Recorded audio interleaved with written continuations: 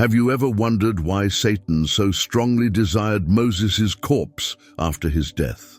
This question may appear unpleasant or even strange, yet it has significant biblical origins. Moses, a towering historical figure, led the Israelites from Egyptian servitude to the Promised Land. He served as a conduit for the 10 Commandments, a beacon of hope and faith. However, what transpired following his death was stunning. According to the Bible, God concealed Moses' body in a hidden location. But then, something weird happened. Archangel Michael and the devil wrestled over Moses' body. This is described in the Book of Jude, verse 9, demonstrating a fierce conflict between Archangel Michael and Satan for Moses. This scenario generates more questions than answers. So let's look at the biblical events surrounding Moses' death and this odd argument. Moses, the man who led the Israelites out of Egypt, received the 10 Commandments directly from God and guided his people to the Promised Land, was on the verge of dying. His life was characterized by unusual encounters, heavenly revelations, and dramatic miracles. However, just before approaching the Promised Land, he made a critical error that nearly cost him his ministry. God had explicitly instructed Moses to speak to the rock so that water would flow and the children of Israel would drink. Nevertheless, due to the Israelites' pressure, Moses became enraged and turned to the people, saying, "Must we always bring you water to drink?" Although this speech may have appeared benign, it had devastating effects. Moses' initial blunder was stating "we" instead of God. Moses would not bring the water, it was God's strength. By using the word "we," Moses implied that he possessed some degree of power. Secondly, Moses struck the rock when God had indeed told him to speak to it. Immediately after doing this, God told Moses that he would no longer enter the Promised Land because of his error. Think about it. Can you imagine everything Moses went through just to lose in the end? After which he died. The Book of Deuteronomy 34:5-6 recounts the event of Moses' death. It goes like this. So Moses, the servant of the Lord, died there in the land of Moab, according to the word of the Lord, and he buried him in a valley in the land of Moab, opposite Beth Peor. But no one knows his grave to this day. And then, in a mysterious and divine act, God himself buried Moses. This is an unusual occurrence in the Bible. God, the creator of the universe, personally involving himself in the burial of a man. It is not often that we hear of God performing a burial. This act of divine intervention signals the special bond that Moses shared with God. Moses was not just a servant of the Lord, he was a friend.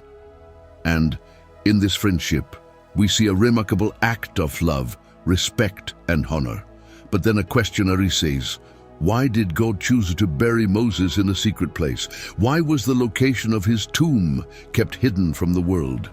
The answer to this question leads us to a deeper exploration of the wisdom of God and the cunning plans of Satan, where we find Michael, the archangel, and Satan locked in a fierce dispute, not here on earth, but in the heavenly realms. This was not an ordinary discussion, but then Satan came to claim the body of Moses. His bold move is met with resistance by none other than Michael, the archangel.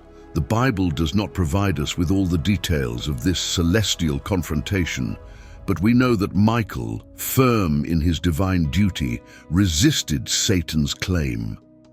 Michael, an archangel of great power and authority, maintained his position. However, he did not rebuke Satan in his own name or power, but said, "The Lord rebuke you." Here, we see the humility and wisdom of Archangel Michael, who recognizes that the power to rebuke Satan comes only from God. One might ask, why would a celestial being like Satan be so interested in the mortal remains of Moses? What could he gain by possessing the body of a man who had already died? Firstly, there is a chance that Satan wanted to prevent Moses from being resurrected or taken up into heaven.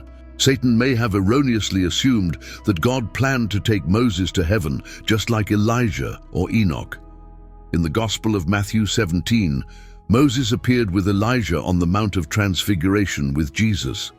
Satan, being the cunning adversary that he is, may have tried to prevent this from happening by taking possession of Moses' body. Another important reason why Satan wanted the body of Moses was because Satan probably wanted to use Moses' body as an object of idolatry for the Israelites. Remember the incident of the golden calf in Exodus 32. Satan, knowing this, may have intended to tempt them to venerate the body or relics of Moses. This would have been an effective way to divert them from true worship of God. God, in his wisdom, may have hidden Moses' body to protect his people from this trap. The third reason is that Satan, who is referred to as the accuser in Revelation 12:10, might have wanted to accuse Moses of his past sins and unworthiness before God.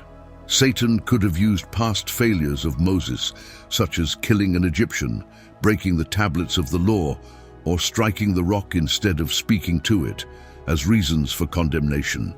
The devil loves to accuse and condemn, and Moses, despite his great works, was not without sin.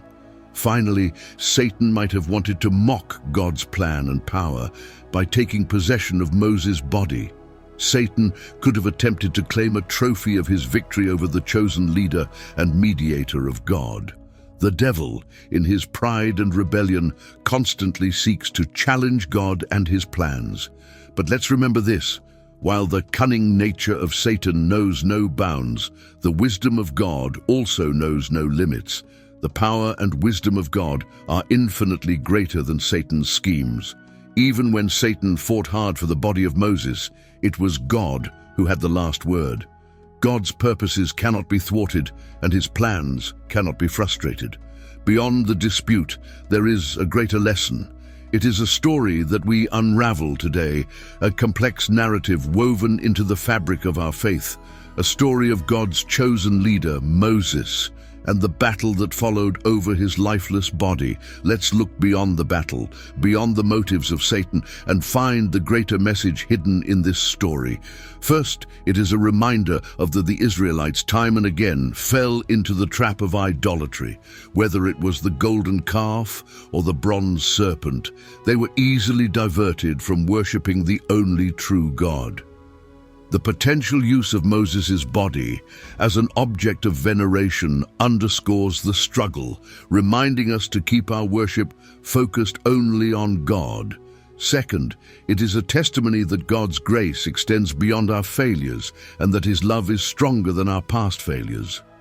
Finally, this story serves as a sharp reminder of the need to resist Satan's temptations. Satan is cunning, crafty, and will use any means to divert us from God's path. But, as Archangel Michael demonstrated, with faith and the power of God's word, we can resist these temptations. True worship is much more than just going to church or saying pretty words. It's how we live and show our love for God every day. It's like God is a very special friend that we always want to please and be close to. When we truly worship, we try to do what is right, take care of the people around us, and be grateful for all the good things we have in life. It's a way of saying thank you to God, not just with words, but also with our actions. The power of God's redemption is an incredible thing. It's like no matter how many times we mess up or make a mess, God is always ready to clean us up and give us a new chance.